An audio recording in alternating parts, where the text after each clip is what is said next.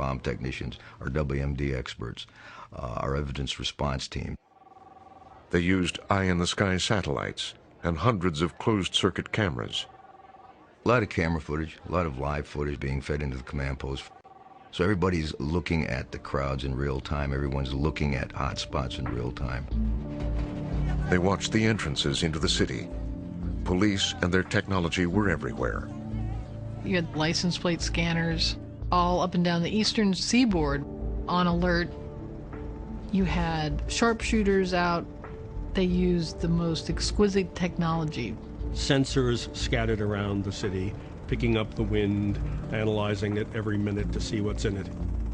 And all of that information being fed in real time into the operations center. Everybody was watching and working, and it was like a crescendo. Everybody's anxiety level builds up. The phone calls are getting more and more phone calls. I, Barack Hussein Obama, do solemnly swear. You can feel the tension in the air. Serve, protect, and defend the Constitution of the United States. And then you can see the collective sigh of release when the president was sworn in. So help you God? So help me God. Congratulations, Mr. President.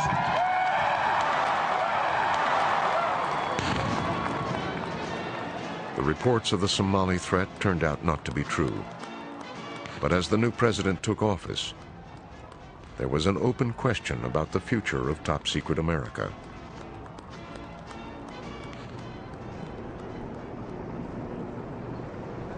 On the campaign trail, candidate Obama had said it should be dramatically reined in. That means no more illegal wiretapping of American citizens.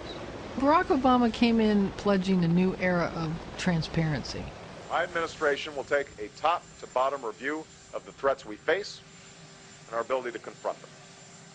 Too often, this administration's approach to Homeland Security has been to scatter money around and avoid hard choices. Now the president would be read into the classified programs, receiving daily briefings on threats to the homeland. He begins to get the intelligence brief. He begins to see the substance behind on the inner workings of government. You start getting reports about individuals. This known terrorist may be on the move from here to there. This known terrorist was intercepted talking about a planned attack.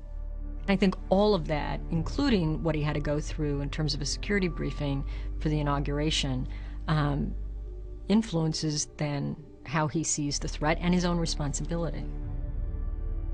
It didn't take long for the new president to make clear where he stood. His people were signaling to us, I think partly to try to assure us that they weren't going to come in and dismantle the place, that they were going to be just as tough, if not tougher, than the Bush people. No one in the Obama administration would talk to Frontline about top-secret America. But the president had reauthorized almost all of the dark side operations. Greystone, the hunt for bin Laden and al-Qaeda, continued. Authorities were continued that were originally granted by President Bush, beginning shortly after 9/11. Those were all picked up, reviewed, and endorsed by the Obama administration. In Afghanistan and Pakistan, Obama expanded the covert war against al-Qaeda and the Taliban. Most of the things that got started under Covert Black are still underway. Dramatically ramping up JSOC raids. Thousands have been captured and hundreds killed. They kept just about everything that has been going on since 9/11. They have taken the previous administration's drone war and run with it. They've increased the number of lethal drone attacks in Afghanistan and Pakistan many-fold.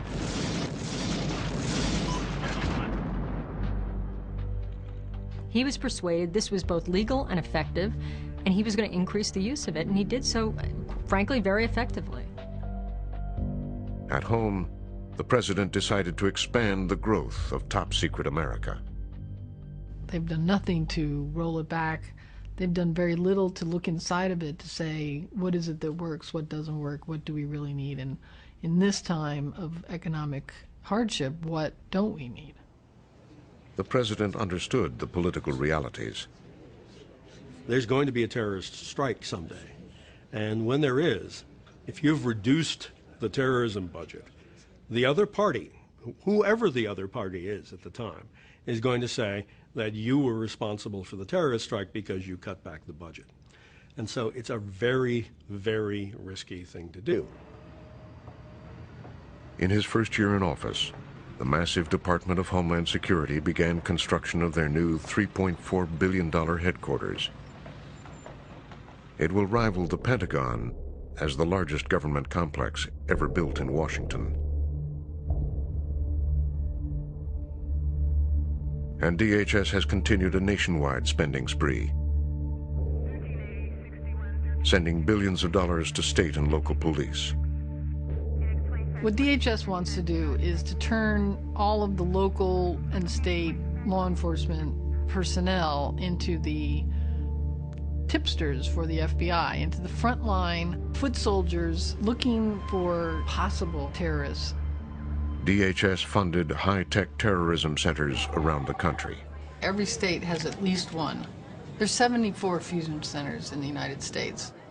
Contractors went in, put in the large flat screen TVs, put in the mission control to the moon kind of facilities. Now, state and local police are using surveillance cameras, biometric scanners, high-tech license plate readers. The software with the system, when it sees what it thinks is a license plate, it will read it using OCR, optical character recognition, and make a cross-check against a database. While it's been a high-tech bonanza for the states, there are questions about its effectiveness. You can look, if you're objective, at all of this money and all of this effort and say, what would have happened if we hadn't done that? And in almost every case, nothing would have happened. It's true that there hasn't been another attack. It's not true that all of this expenditure and all of these people have stopped it. One troubling example. At Christmas time in 2009, a young Nigerian boarded a plane from Amsterdam to Detroit.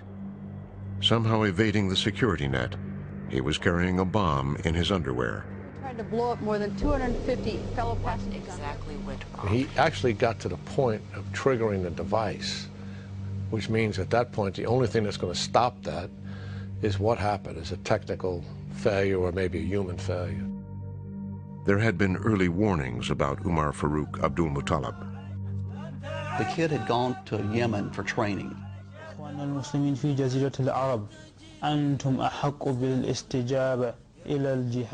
His father had gone to the American embassy to say, my son is now with Al-Qaeda. I think he may be a terrorist.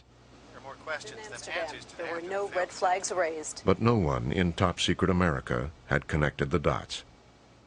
The information on that person was buried in the 5,000 other pieces of information that the Counterterrorism Center gets every day.